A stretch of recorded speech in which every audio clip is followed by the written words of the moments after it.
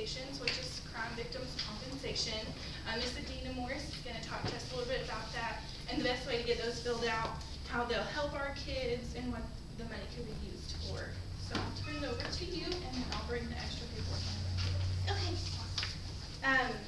I'm not used to speaking to a lot of people like this, so forgive me if I stutter or say a lot, because I will.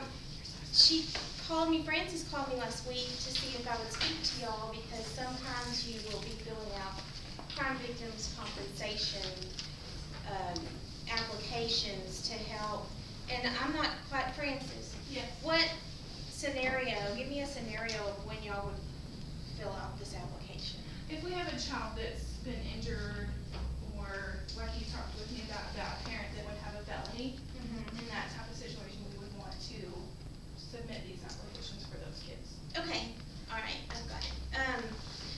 Crime victims, she's going to make a copy of what I have as a quick reference guide. And I just had to start wearing reading glasses. And she's going to get that to y'all. But what crime victims does is basically, it's a payer of last resort. So if you have a victim of a crime, and in y'all's case it will be a child victim of a crime, what it'll pay for is anything that Medicaid or insurance doesn't pay for. So if you have a child that does not have Medicaid or any kind of insurance, then you will want to fill out a crime victims compensation application. Also, if they do have insurance, a lot of insurances either won't cover counseling or won't cover everything. There's still the co-pays to pay, and crime victims will pick up those co-pays. So, but again, it's as a payer of last resort, kind of like Medicaid is. And they come in and make a deal with the doctors or hospitals or counselors the same way that Medicaid or workers' compensation does. It's actually based off of the same payout as workers' compensation. And so they'll say the bill is $150, we're going to pay you $75, but you're not going to go after the victim for the rest of the money. It's done, just kind of like workers' compensation. You can't go after the injured employee. So that's how it works. It'll pay medical bills. It'll pay for counseling. This is going to be on the quick reference guide that we're going to give you, but it'll pay medical bills, I believe, up to $75,000, unless it's considered catastrophic, which is like a loss of a limb or something like that, in which case you can apply for an additional, I think, $125,000. It'll pay counseling for $3,200, or I think $3,000 or $3,200. But if it's deemed that the victim needs additional counseling, then the counselor can write a letter to crime victims compensation saying, hey, this child is going to be needing to come and see me some more, and then it can be approved to go more. Because especially with child victims, I have found that they can do a lot of healing in a short time, and then any little thing can set them back. Or they can do a lot of healing when they're younger, and then they become a teenager, and they're faced with, like with a child victim of a sexual assault. Now they're faced with dating or faced with being out, body changes and things like that, and they regress a little. So they may need to go back again later and do more counseling. And if they've already used up that money, then the counselor can apply to try to get them more counseling. It'll pay for, with domestic violence people, and I don't think that this will really apply with y'all, but I'm going to tell you anyway because you may know other people. It'll pay for relocation with domestic violence victims and families of domestic violence. It'll pay $2,000 to help with moving expenses, getting your deposits done. There's actually 2 forms that you can fill out for electric and for gas to get those initial fees waived. It'll pay the first 3 months of rent up to $600 a month for a domestic violence victim, to give them, because many of them, I don't know if y'all know, you probably do, but many domestic violence victims are not allowed to work. They're kind of held under the thumb. And so it will pay the $600 a month for 3 months to give them the opportunity to acquire a job and then go out and work and get the income coming in. It will pay for funeral expenses. That's the hardest thing I have to fill out applications for. It'll pay $4,500 towards funeral expenses. And we're very blessed because White's Funeral Home and Von Carlock, if they know that I have applied with the victim's family for that, they will not, if we keep it under $4,500, they just won't even make the victim's family pay. They just wait for that to come in. And if it's more, they only have them pay what's over $4,500, and they just kind of waive the rest and wait. And sometimes they wait 3 or 4 or 5 months if there's a hang-up, so I have to work with them about that. But that's what Crime Victims is, and there's an application that you have to fill out. If you ever have a child victim of a felony crime, and even some misdemeanor crimes, it may be quicker for you to contact me. I will get I think I brought enough cards. I'll give everyone my card. Because I've gone through the training for this, I can do what's called presumptive eligibility. I can meet with a victim, or I can meet with you, and we can fill out the application together, and then I can give the additional required information, the police reports and things like that. But I have a designated fax line where I can fax it in, and what may take 2 or 3 months to get approved, I can get it done in 2 weeks. 2.5 weeks. So it's quite faster, and it's, when you're dealing with these victims, you know, they need something now, they don't need something in 3 months. So in cases like that, I do not mind helping to fill out these applications. I'm in the courthouse every day, so if y'all are ever up here and you need help with one of these, then I can help you. We'll get it done, we'll get it faxed in, and then I can check on the computer and update you on kind of where that's going. And as soon as I know who the claim manager is or who you can speak with, I'll get you that information, and then you can contact them after that. So that's basically what crime victim compensation is. They're passing out that quick reference guide. I'm going to look over it real quick and make sure I told you everything.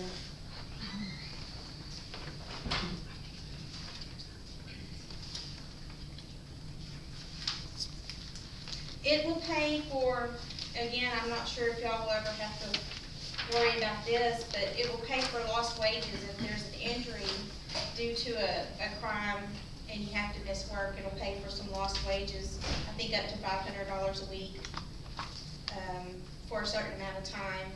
Loss of support, I don't know if y'all would ever need this, but if someone's spouse is injured, or if it's like a case of domestic violence, and the head of the household is arrested, but mom doesn't have a job, it'll pay for loss of support for that mom. Up to, I think, $500 a week for a certain amount of time to help her go out again and get a job and start supporting her own family. So it'll pay for that also.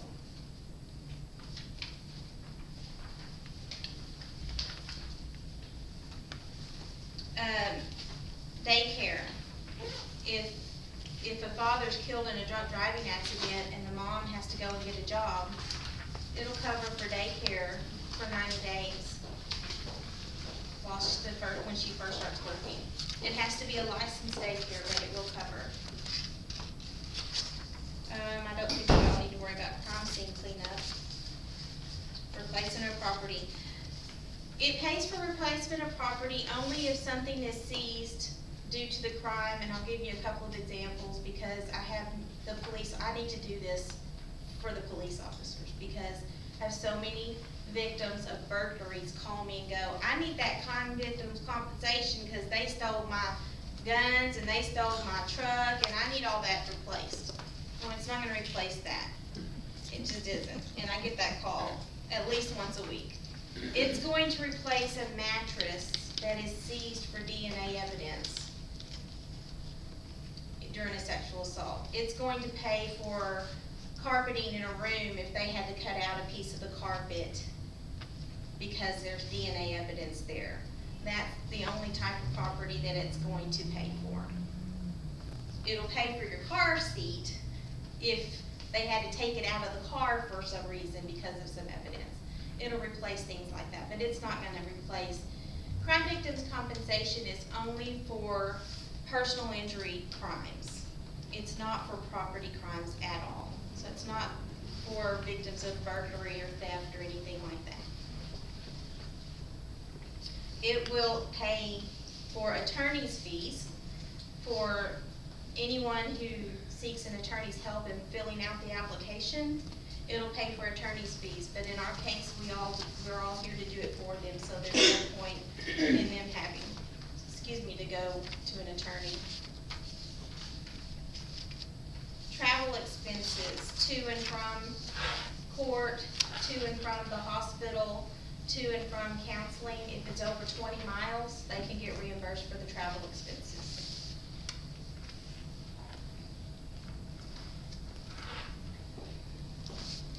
Catastrophic injury.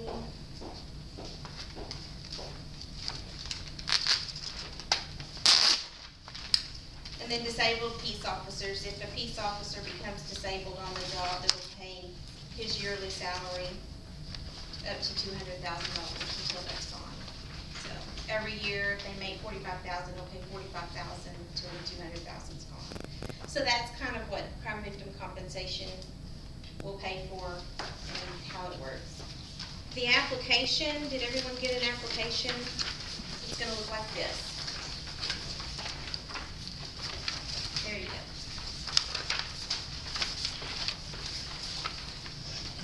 These are new applications. They just started these this the beginning of this year. So I fill out 2 or 3 of these, maybe 4 to 5, depending on our crime rate, a month. And so I'm still kind of learning on this one. It's a little bit different. In section 1, it's the victim information. If it is a child victim, you're not gonna wanna put an address or a phone number in this area. Because this is the person that they're gonna wanna contact, the one with the phone number and the address, that's who's gonna be getting the information. So, would y'all be, because I'm not familiar with everything that you do, in CASA, if you're filling out on behalf of a child, normally the parent or guardian is the claimant on this form. Do you put your information in the claimant area, or do you put? We've kind of talked about this subject, and that was kind of something I was hoping we could talk with you about today. Because if you don't put yourself on this form, they won't talk to you. But because we're filling it out for the child, we have suggested volunteers put their information on as a claimant. Maybe not the first one, maybe like the third person. So the first person would be their actual parent? Their parent or the relative that they're staying with at the time. So if they're living with a grandmother, that's kind of what we've suggested, and that's kind of where we were hoping for your input for the Yeah, next because person. you want to be able to gather information, and you can't speak to them at crime victims if you're not a claimant on there. So you're right, you do need to put your information on here. But also who they're staying with, who they're presiding with, you're gonna want them to be able to contact and ask questions too. So that is a good plan, I think, is to put the child down as a victim, and then there's a couple of different places for claimant on here. And if I'm right, they don't have to put their social security number on as a claimant, or is that required? You don't have to, you just can't receive any benefits, which you're not gonna do anyway. Right. So, no, they're gonna use the child's social security number, and you always have the child's social security number, right? We don't. We Don't always. We don't keep their social security numbers in our This was office. CPS though. CPS will have it, so we have access to it, but we don't have it personally, but we can get it. Okay, yeah, as long as the victim has a social security number, then that's okay. Do you ever have children that, are not here legally and don't have a social security number? I don't know that we've come across that issue. I'm sure that it's happened. Okay. But we don't keep their social security numbers, so we don't always know. Okay, because if that happens, you can request through crime victims to get the governor's office to issue a temporary number in a case like that. So that's why I was asking. Okay, so on the victim information, you're gonna wanna fill out the child's, of course, name, first name, middle name, last name, social security number, and birthday. In section 2, you're gonna check all that apply. So if there was physical abuse and sexual abuse, you're gonna check both of those boxes. What if we don't know for sure? If you don't know the type of abuse, I know the child that I'm thinking of now, he's acting out sexually and we're suspecting that he was abused sexually, but I don't know that it's ever been proven. But he's is still- there a police report? I don't, for the we don't case? get a police report. It would have been at removal. Was there a police report at removal? At where? Removal, like when the kids came into care? I don't think so. I've never seen a police report. Okay. We've, if we don't have a police report, we were attaching that, like the affidavit, the removal affidavit that talks about the reasons why the kids are in care. Okay, Was kind of a suggestion that we had a couple of years ago, if we Okay. didn't have a police report. cause in the removal report, does it say why you're removing the child? Yes. Okay, And it'll talk about law enforcement, if law enforcement was Mhm. called or if somebody was arrested, you know, it has all that information in there. okay. Well, I would just fill it out and Is that check a question the mark? best of your ability. You might put, check physical abuse, and then if you suspect sexual assault, just, maybe check child sexual assault, and then underneath it, write suspected, and see how they do with that. Does drug exposure count as physical assault or physical abuse? I don't know if drug, Like, endangering a child, if you can prove. like if a pregnant woman takes drugs and her child is born addicted to drugs, would that be considered physical? You know, that's a question that I will call, crime victims tomorrow and speak with the lady that I ask my questions to, because we all have that person, and I have a person. And I'll find out about that. Okay. Because I'm not really sure, because the laws on that are so touchy on, you know, if she did the drugs while the baby was inside, Yeah. you know. And also there's cases where the children are in the home and actually test positive for drugs from smoking. Yeah, and in a case like that, we should have an endangering a child case. There should be a police report on that. Yes. If a parent is arrested, like if they do a hit on the house and there's kids in the home and a parent is arrested, that would count, Yes. wouldn't it? Endangering a child, Mhm. yeah. So most of ours have drug abuse, most of our cases, and so on mine, I checked other, and I put drug abuse as one of the crimes against the child. Is that right? Well, the hard thing is that with all of these that you send in, there needs to be a police report or something accompanying it to prove that this is really happening. And if you don't have that, a lot of times they're gonna kick it back to you and tell you that they need more information, you know, things like that. Or they'll contact the PD to find out if there's a police report on this, and, because if not, they're not going to. But CPS usually has drug screens that say they're positive. Yeah. Would that count? I don't know. Crime Victims is pretty particular about what they're actually gonna release the money for. But I do wanna point out that they have over $75 million in the account. And I also wanna point out one more thing, because I know this is getting way off subject. None of us pay for that. It does not come from our tax money. Crime Victims compensation comes from the fines and fees that are assessed in court, the fines and fees that are assessed on our tickets. Part of that goes to the state and goes to it, or it is from reimbursement from these people that are sent to prison or put on probation. And we have it ordered where they have to pay crime victims compensation back. But it's a large account, but they're still very particular about what they're actually, they have to prove that a crime occurred. If they can't prove that a crime occurred, they're not gonna release any money, they're not gonna prove it. So that's the tricky part with what y'all are doing, is proving that this is a crime, this is what happened. And that's why they like to have some type of a report accompanying it to let them know, this is what happened. And this is why it's a crime, and this is why we need. So. Okay, And that's why on the next section, the next question is date of crime. Y'all, you can probably put date of removal, because a lot of times if it's an endangering a child, the date of the removal is what they're gonna put as the date of the crime. Not to backtrack, but if it was like endangering a child, would you put other and put endangering a child? Cause I don't know where that would fit Well, see, in the boxes. yes, that's what I would put. Uh-huh. Again, you're gonna have to prove that it was a physical crime to the child, Okay. okay?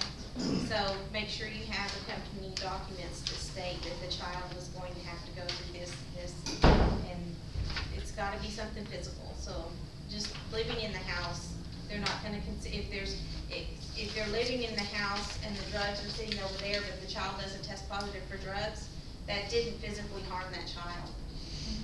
So there has to be an actual police report. In most cases, there's gonna either need to be a police report, and in some cases, CPS's report can be used instead. Like, I have a case where the baby was actually treated in the hospital for, addiction, but the mother was never charged. So I don't, Was there never even a police report? Was it even investigated? Even though she's never charged, if it was investigated as a crime, that will work. to my knowledge, she wasn't investigated, but, you know, there's records from the hospital and CVS that he was addicted to meth. Yeah, it's gonna be harder to prove that, and they may kick it back to you, and you may have to appeal it. But, because they want to know that a crime occurred, and if we can't prove that a crime occurred, then it's gonna be very hard. So if the children tested positive for drugs, then that would qualify. If a child tests positive for drugs, it should qualify at least for an investigation by police for an endangering a child. There was an investigation, and I think there was a charge. Yes. And and if the child tested positive for drugs, that's a physical harm to that child. So I would not see how that wouldn't qualify. Okay. That's the thing, is it has to be some type of physical harm to the victim. This says here, or mental harm, it's on the second page here. Yes, that is in cases like, it's in cases like, indecency with a child, where they didn't actually physically hurt the child, but it's gone through something that you can't hardly wrap your head around, you know, that kids have a hard time dealing with, things like that. Or exposure to pornography, things like that. Yeah, because that can be an actual charge. Yeah, because we've had and this is kind of recent, we've had the online issues coming up with teenage girls, and I had to call my person at Crime Victims, her name's Tracy, and I had to call Tracy, and I was like, okay, this is what we have. Can she get counseling? And she was like, this is even new to them. And they're like, yes, she can get counseling. So, and it was online solicitation of a minor, is what that was. And he had played a lot of mind games with her, and so we were able to get her counseling. But the online thing has kind of pushed us into a whole new realm. So, it makes it a little more advanced, you know. And now they're not touching them, they're just watching them through a computer screen, so. Can I back up a little bit? I just want, so we really wouldn't fill this form out if we have children that are on Medicaid and say they're already getting counseling and everything like that. We would not use this form. You can fill it out as a backup, but no, it won't pay. It won't pay if they have Medicaid. Okay.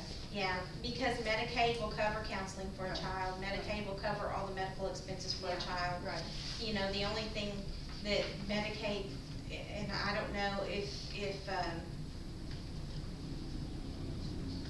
I really can't see much of why you would need it unless you wanted to go ahead and have it approved, just in case you need it for backup for some reason. But Dina, if you have these kids that down the road may have issues And they as don't have the teenagers and they're no longer, wouldn't you? Yes. It would be safer to do, that's what she's saying. Yes, because they can, in 10 years, Right. if someone says 13 and they're a victim of sexual assault in their home, then they may not do much counseling here, but when they have a child of their own, that may trigger something. If they're already approved, then they can call down there, their case has been closed out. But as long as they can give them their social security number and birthday, then at 23 years old, she can call down there and say, listen, this happened to me, I was approved for crime victim compensation. I didn't need anything then, but I'm having a really hard time with it now. I just had a child, I can't really, I'm really having a hard time with it. They can reopen that, and she can still get those benefits. Would there be any use for future benefits in the case of when children are tested positive for drugs, and I mean babies? What? I don't know. I can't answer that question. That may be something that I don't know. I mean, I guess it would depend on the needs of the child in the future. If they have Medicaid, it's gonna pay for them until they're 18. Right. And then past that, I'm not really sure. A child right now, when they're 18, we don't even know what our insurance situation's gonna be like, honestly. So, I mean, it may, and I don't know how long. I've had a lady go back 7 or 8 years and reopen her crime victim compensation for her daughter. Her daughter was 6 when it happened. She was 13 or 14 and really started having some issues. And so we called down there and got it reopened where she's getting her benefits now, several years later. So would you almost recommend that we fill this out no matter what? Like, I've got preschoolers that are getting a lot of counseling, because they were neglected and locked in a room. And so would you recommend that they do this so that even though they're having counseling now, that if they're 18 and they're still having issues, that this could, or won't go away? They can always fill out the application then too. So, because you can fill out the application, anyone who turns 18, you have so much time to go back and apply for it if you want to, but if you wanted to just have that done, just so that it's, but how are they, when they're 18, are you still gonna be in touch with them? No. if they're How are they gonna more even know that they parents. were approved for it? That would be the thing, is, they may try to apply for it and then get a letter saying you were approved for this 15 years ago. So I don't know, because my question is, how are they gonna know that they even have that as an option? So. It'd be something that we'd have to make sure that whoever has the children knew that we got it approved. And, if they're living with somebody that's going to adopt them, that family needs to be a claimant so that they can access that money at that point. If they're not going to a relative, if they're gonna stay in a foster to adopt home, and they are gonna be the parents, those would be the people you would make as the claimant, like in your case. Yeah. It would be the parents that they're with right now. Francis, Yes. whenever a child is adopted through CPS, Mhm. don't they still maintain their Medicaid? I think it depends. I know they get it for so many months. They still have Medicaid. I don't know if it's until you're 18 approval, but I know that they have it for some time after the case closes. I think it's like a year that they have it. And then depending on the family situation and what they work out as far as their benefits package during that adoption process, because sometimes that's included. But it may depend on the family and their income level too. It's not automatic. Yeah.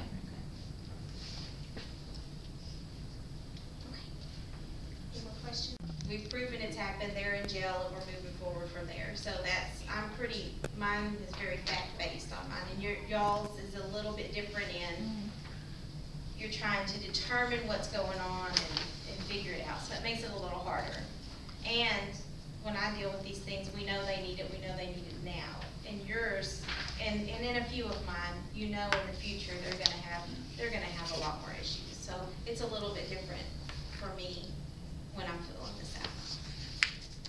Does the CPS fill out these applications also?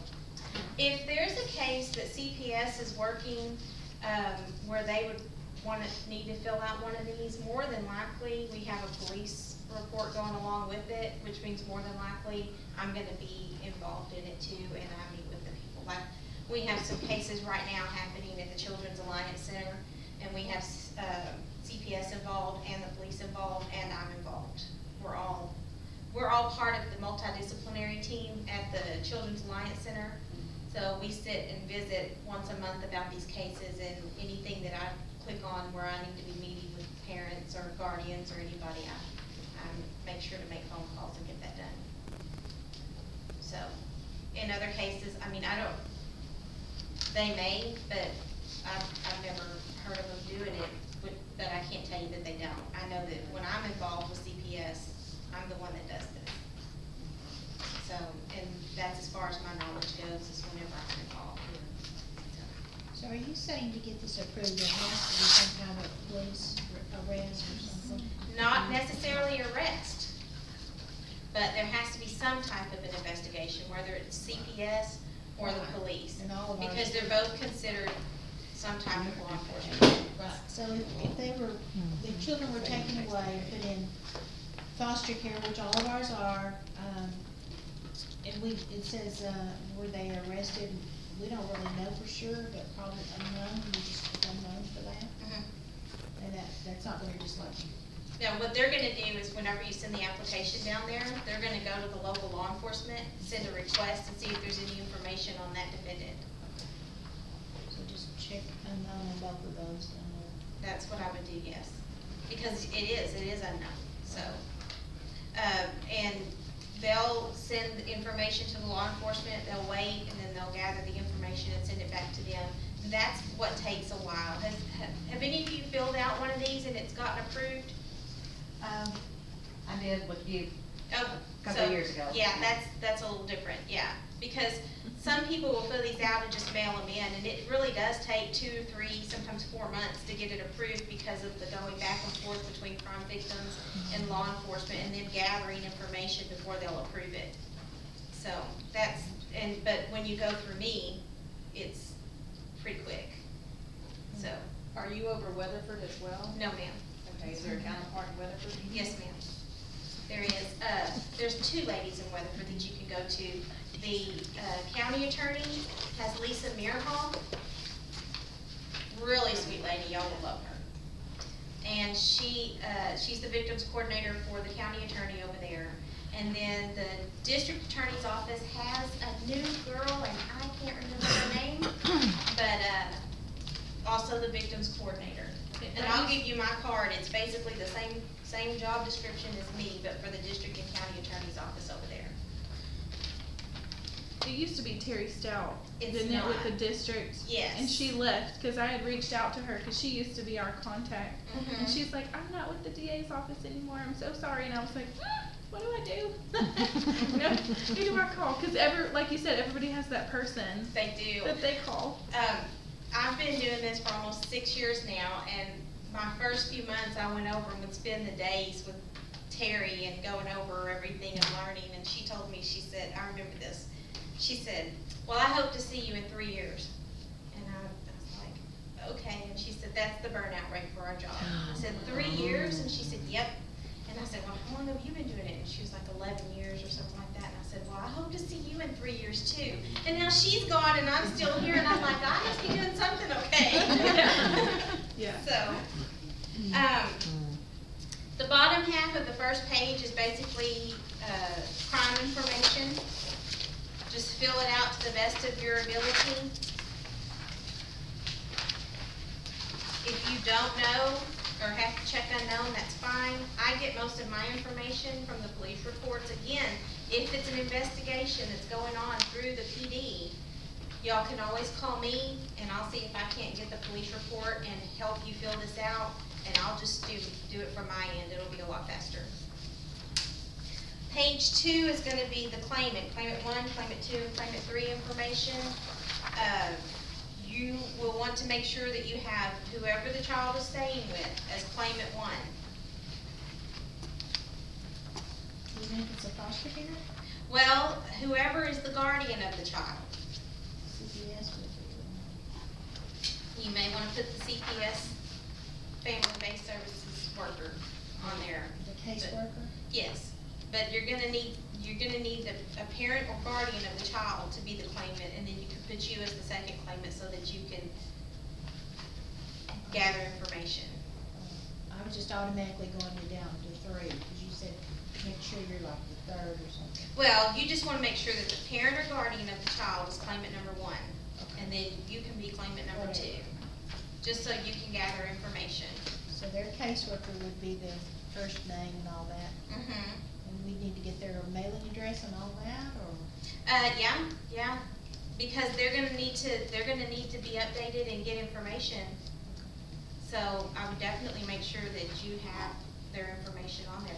Again, I wouldn't put their social security, they're probably not gonna give it to you anyway, but as long as you have the child's, that's what they're gonna, that's just so we can look them up originally, that's what they have them logged under is their social security.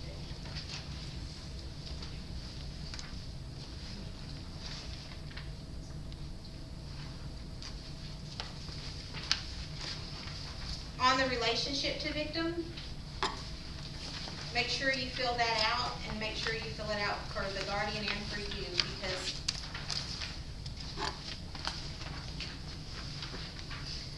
Section 4 is gonna be medical information.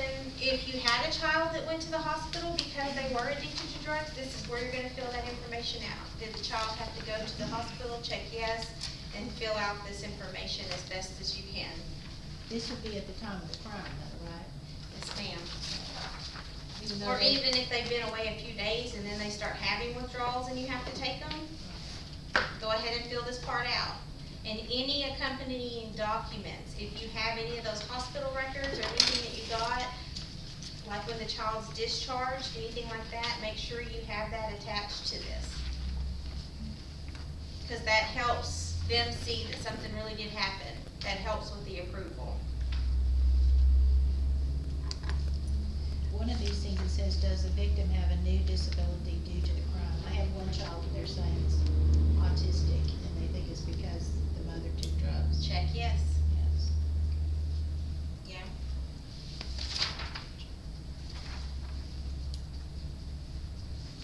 And then you can describe why. If there's not enough room, if I find that I need to explain a little more, I'll write a letter and I'll attach it to this. And I'll say, the reason I check yes on this section is because, and I explain that. And the reason that I gave you this information on this part is because, and I explain that. The more information they have, the more the chance that it's gonna get approved. Like if a child, I have one child that's had to keep going back to a psychiatric institute. He's only 9 years old, and now he's in an RTC. It doesn't look like he's gonna be able to be in a regular foster home.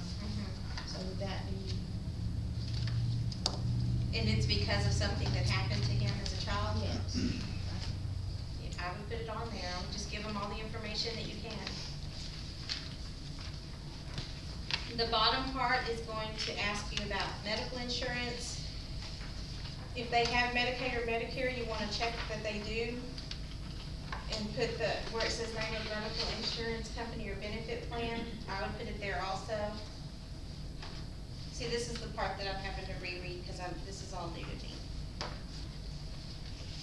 Y'all will not be filling out more than likely any of the driver information. That's in cases of vehicular homicide and things like that, so. Psychiatric counseling, make sure that anybody that's needs counseling. One thing I wanna say, each child gets their own application. Okay? So you wanna make sure that each child has their own separate application. And what you can do is this, you can list a sibling as a claimant on the other sibling. So you have 2 victims and each one gets an application, but you can list the siblings, you can cross-list them as a claimant. If they run out of their $3,000 in counseling, then they can get it from this claimant. So that's another way to do it. But make sure each child that's an actual victim in the home has their own. If you have a child that was removed for sexual assault though, let's say a little girl, but she had a big brother, and big brother is really angry that somebody did that to his sister, he's not a victim. She is, but he is a claimant on her claim. So you can list him as a claimant, and he can get counseling because of what happened to his sister, okay?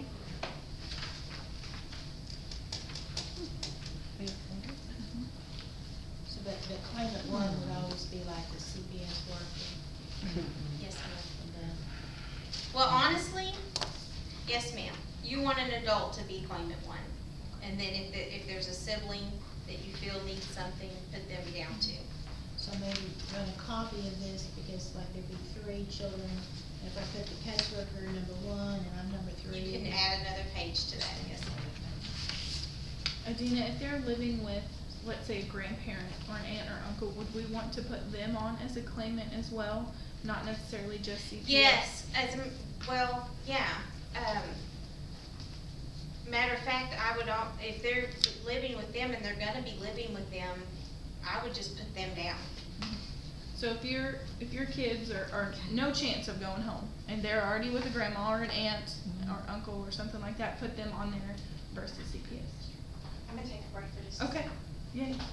So if, I know all of us get those cases, well, not all of us get those cases, but we do have those severe physical abuse cases where baby gets taken to Cook's, somebody's arrested at Cook's. Or baby's taken to the hospital, somebody's arrested there. That's where these forms are gonna come in to help those kids and their siblings.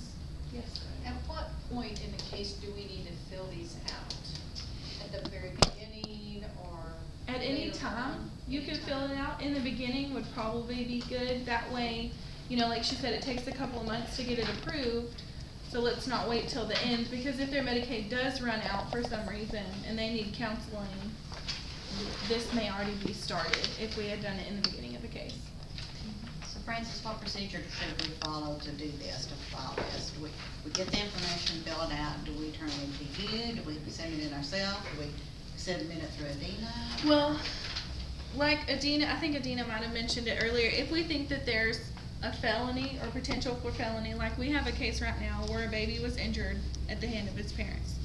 That case to me would go through Adina because it's an emergency case, there's gonna be a felony, somebody was arrested, we need to do that one through her. If it's something that we're like, well, it's not an emergency, they're already with the grandparents, it's not something where the parents got arrested, you can fill it out and you can bring it to us and we can submit it for you, help you get the information that you need, or you can do it on your own. But we do like to know because we do have a grant through CVC and they want to know what we're doing as well. So we kind of report to them how many applications that we've turned in and then the different things that we're doing to kind of help our victims of crime. So Can if you were- report it if y'all fill it out and I send it in? I think so, yes ma'am. Yeah, I would. It's still you doing the work. Yeah, absolutely. And I was telling I them. am too, but I would send it in. Yeah, I was telling them, like, we have a case, where the child was injured and the parent was arrested and, it's more of an emergency, we would file that case with you when we filled out our application. Versus if it's drugs or something we're unsure where it would go, we would just submit it ourselves. Well, yeah, and honestly, if you're unsure, I can't send it in for you. Okay. Because that's on the training that we did, if we're unsure, we can't send it in that way, we have to just send it in the normal way. Okay. I have to pretty much, it's called presumptive eligibility, because I can pretty much presume that it's gonna qualify, Mhm. and that way we can expedite it, so. If we had a case, where there was an injury and there's an ongoing investigation and we believe that a parent will be arrested, would that be a presumptive case, or would the parent have already needed to be arrested for No, no, no. that to count? If the investigation is going on at that time, then call me and let's talk about it. Okay. And then if we think that it is enough that we can go ahead and send it in, then we'll definitely go ahead and send it in. Any other questions? Another question. Yes, ma'am. I filled out some on 2 different cases I had, probably, I don't know, 3 years ago at least. How would I know if those were approved or not? Because I don't know, I just filled them out, turned them in. Do you have the child's social security number? No, I didn't know her. Okay. That was all destroyed at the end of the case. Sure. Yeah, I could look it up and let you know, but I would need the social security number and date of birth to do that. Other very same thing though. They're gonna want the social security number, date of birth. I was just curious, you know, in both cases, the kids have been adopted, you know, but if, and they may not need it, but if they did down the road, you know, might be something they need to know, or their parents would need to know. Yeah, well, and like I said, if they feel like that they do, and they send in an application, that social security number and date of birth is gonna trigger, and they're gonna send something back and go, this was approved already, you already are, they'll already have the claimant number, it's gonna be V, C number, and then 8 numbers. They'll already have that, and they'll let them know that it's, that they already have that, and, you know, that it was closed for inactivity, that more than likely could be reopened. Are their social security numbers changed when they're adopted? I mean, their names are changed. I don't think that their social security numbers are changed when they're adopted. Birth certificates are changed. Their birth but not certificates are social changed, security. their adoption records are sealed, so that the parents can't ever go and look and see what their names were changed to. They have to get a new card though, and Yes. social security. So it would change their name, but I don't believe they get no new social security numbers when they do that, Okay. to my knowledge. That's a good, that's always something we can find Mm-hmm. out, Yeah. It's just. cause then it wouldn't trigger, Yeah. yeah.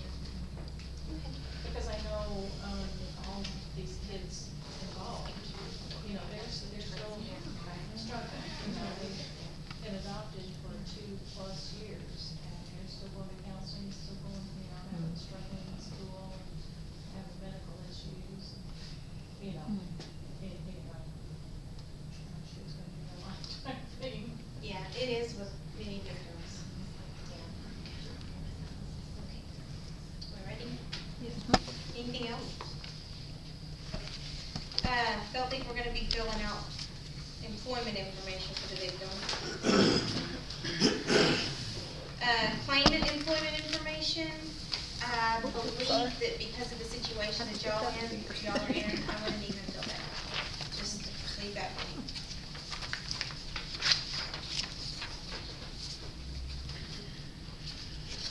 With crime-related travel, when these kids are living with a foster parent and they have to be places, does someone reimburse that foster parent for taking them where they need to be?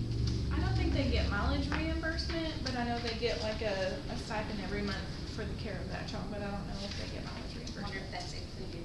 I'm sure. You might check relocation or fill out the relocation area on this for whoever the child is living with to be able to get not relocation, crime-related travel, for taking them anything over 20 miles. So if they're living in Fort Worth and they have to come to court out here, maybe they'll be able to be reimbursed for that. Okay. So that's something to, if you think it's gonna be a need, apply for it. When you, okay, you're talking about the travel, if it's ongoing, like, you know, they have to come to court every 3 months, do they apply for that, like, every time it happens? I was kinda thinking Yeah. this was like a one-time. There's a event. form, and, that they'll be filling out, and they'll fill it out and have someone, so say they have to go to court, then someone at like the district clerk's office will need to sign it, but there's a form they will fill out, they can get it signed, they can mail it in, and then they'll reimburse them. Okay, And so then it's 3 just months down the ongoing, road, they okay. can, I would just give them a blank form, and then have them make copies of it, or give them a few copies of it, and then each time they do it, go ahead and fill it out, have it signed that they were there, and then send it in for the reimbursement.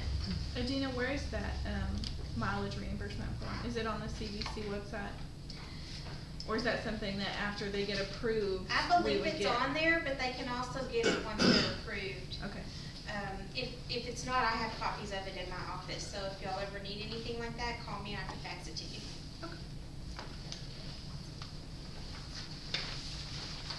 I didn't bring the book that has it in there, I'd go ahead and give you some copies of it.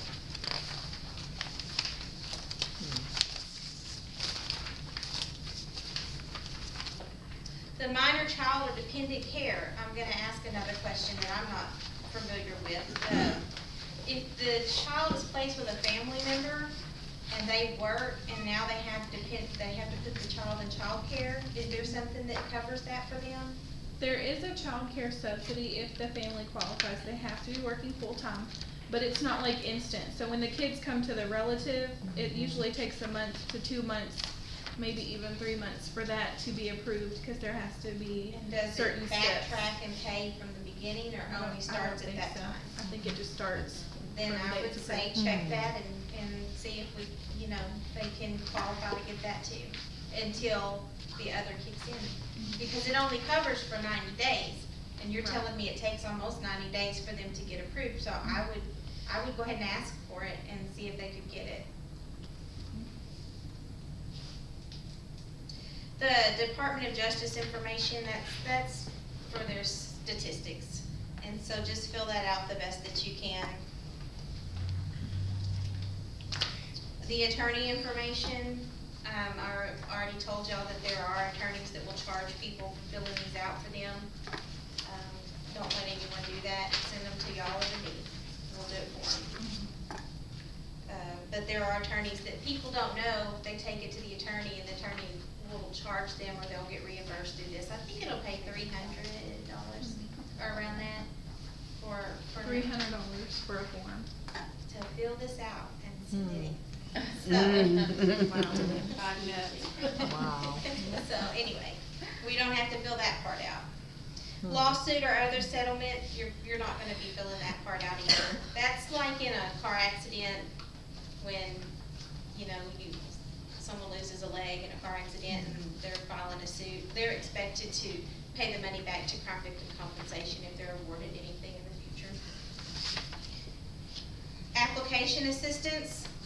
If y'all are filling this out, this is where your information is gonna go. If you have to use me to send one in, let me fill this part out, because I'm gonna be checking on any applications that I send in, so I would like to fill this part out. But any of them that I do fill out, make sure you put it on your report, because it's through y'all that we're doing it. And then one last thing is, for the victim, you need this page. For each claimant, you need this page. So you need to make a lot of extra copies of this back page. And so you're gonna have the victim's name printed here, and then the claimant will sign the claimant's name underneath. So you'll sign your name here, and then you'll put your name here. And then if there's a parent or guardian that you filled it out for, a grandparent or aunt and uncle, they need a sheet, and then they need to sign and date the claimant form, and just print the victim's name here. So anybody that was listed on that claimant page needs to Has to sign. have one of these, and anyone that's underage that's a claimant or a victim needs to have their own with their name printed and your signature underneath.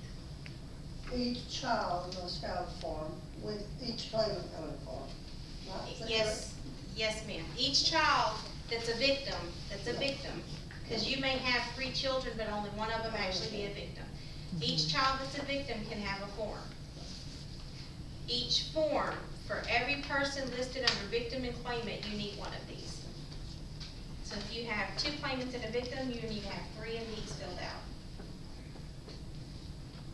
Okay, I missed this. So, if we put the kiddo's name and then we sign their name? You don't sign their name, you put your name. You sign Under your name. victim. And then you can fill out the claimant information. Because they're under 18. they Because can't they're sign for under 18, themselves. yeah. Okay, sweet. And we can make extra copies of that last page if you need it. We can scan you extra copies, whatever you want. And anytime you have any questions, I will try to answer the best that I can. Just call me, tell me your CASA, tell me your question, and we'll try to work it out. And if it's something that I feel like I need to help you with, we'll set up a time as soon as we can. The only time that's not gonna be good for me, usually I can set up a time anytime unless we're in trial with a victim, because I'm with that victim through the entire trial. I mean, from the minute they get there to the minute they leave every day. I'm right by their side, so I can't meet with people during a trial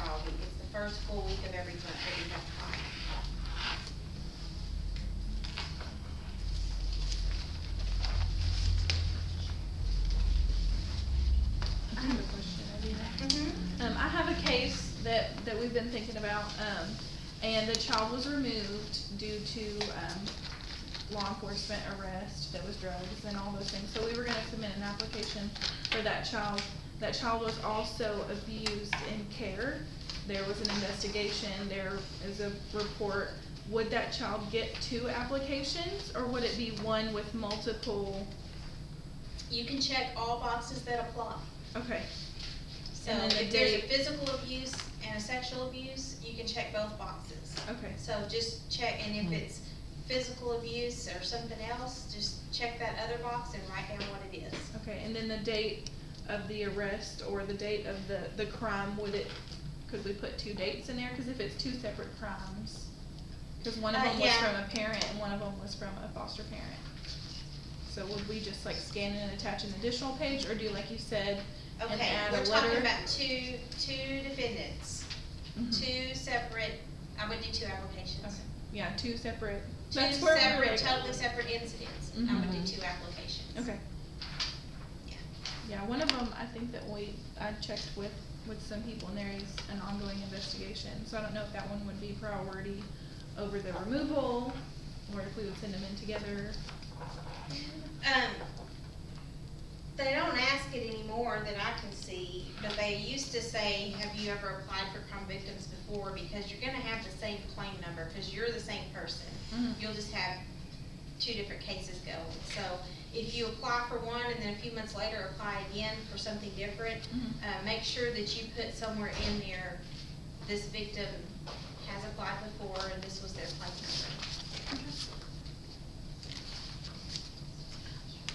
I'd like to go back to the daycare Mhm. reimbursement.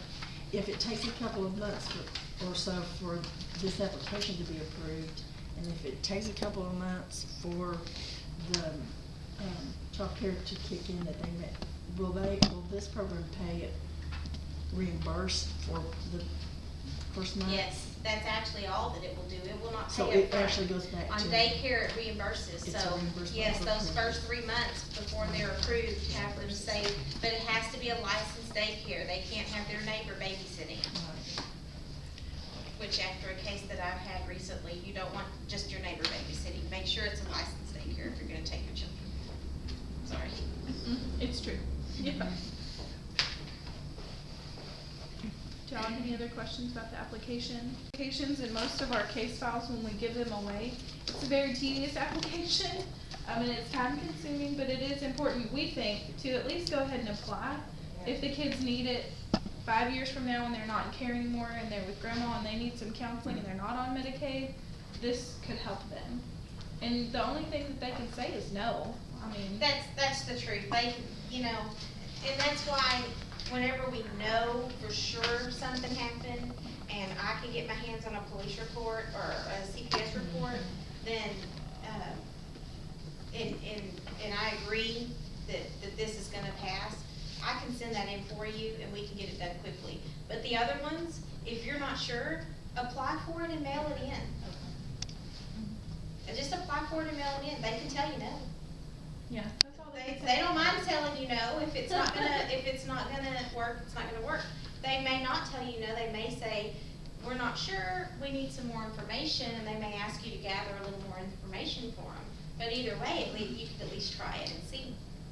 And is this something we should ask like the foster parents, if they would like it filled out, or that are eventually gonna be, the kids are eventually gonna be adopted, or my other case where the kids have already been adopted, but there was definitely issues? We kinda have to reach out to the foster parents to fill this application out anyway, cause we don't have their social security Right. numbers, we don't have, maybe we don't have certain information that the foster parents do, so you are gonna wanna reach out to them. And then if they don't know that it's out there, if they ever need it, they won't be able to apply, so it's important to talk with them about it, so they can help you fill it out, and they can also know, hey, this is a resource if you need it later on down the road. We may or may not be approved, but this is what we're trying to do, accomplish. So is this something that we could pass along to our foster family, this sheet right here, is this available online? Yes, it is. Okay. We have a link to it too, where you can type it in, print it out, and then mail it in, where you can just autofill things in. We've had volunteers that sit down and fill out as much as they can and then go to the foster home and just say, you know, I just need a couple more areas, if you can help me fill this in. They can either mail it in themselves or we can help you mail it in. Yeah, if I have the police report ahead of time, and I can get some of the victims' information, I'll fill out as much on this form as I can before I meet with someone, because I wanna make that, I don't wanna drag it out for an hour. Yeah. It's already hard to sit down and visit with these people, and I don't wanna take up as much time as, you know, very little as I need to, so I'll try to have as much of it filled out where, once you fill this out 5 or 6 times, you're gonna get faster at it. Yeah. You are. And some areas don't apply, you know, to our kids, so once And- you kinda get Yeah. the hang of it. And you know, if you have a certain scenario and you send this in and they deny it, then you know now, the next time you come across that, this isn't gonna get approved. So don't fill it out anymore for that. But if you have a scenario where you're just not sure and no one else has had that happen, whatever is going on, fill it out and send it in. See what they say. And just talk with each other. If you got one that was a deny, and y'all have one of these meetings, say, hey, I got this application, this was the situation, and it was denied, then everyone knows that it's gonna be a waste of time to fill it out on that situation. And keeping staff informed of the ones that you have applied will help us too, because we interact with all the volunteers in all the cases. So if we know if there's a specific situation that didn't get approved, then we can help all the volunteers on all the cases, because we're serving 556 kids right now. So there's lots of applications that we could be submitting right now, I'm sure. Can you talk to us just a little bit about police reports? What's the best way to get those? And just go up to the police station and, I mean, I don't really know a whole lot. You know what I would do? I would go in, you, for instance, Mhm. go in and ask to speak with Chief Sullivan in person. And tell him where you're from, if you haven't met him already, I I'm have. sure, yeah, I thought that you had. And ask him, who can be a contact person for us? And it may be that only 1 or 2 of you needs to be the person contacting them. So if Mhm. any of the rest of you need something, you let Francis or somebody else know, and then you call and you get what you need from them. Okay. It's a lot easier when there's as little people involved. Right. Because there's, and it's probably just the same for you. You have so many people coming at so many directions that if they have a contact person, it's always good. Like with victims of families, I had 2 family separate people that were dating that were killed in a car accident, and it ended up being a felony. So I had 2 families, large families, that were trying to call me all the time, and finally I said, I'm gonna have 1 contact person from this family, I need 1 contact person from this family.